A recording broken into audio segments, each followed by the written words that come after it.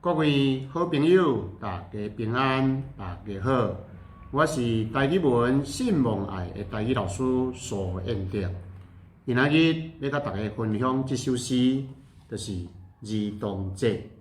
咱知影，每年的4月初4是儿童节，儿童是咱国家的未来，所以我就写这首诗，甲大家做伙来分享。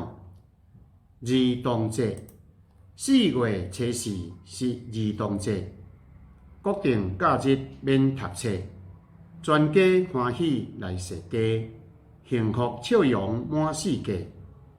儿童国家的未来，培养未来的人才，照顾细囝用真爱，互因生活足精彩。儿童国家的资产，国家未来的接班。祝福儿童拢平安，互因幸福紧大汉。儿童人权爱保护，未来主人爱照顾。虽然请养真辛苦，打拼得有好前途。多谢大家努力。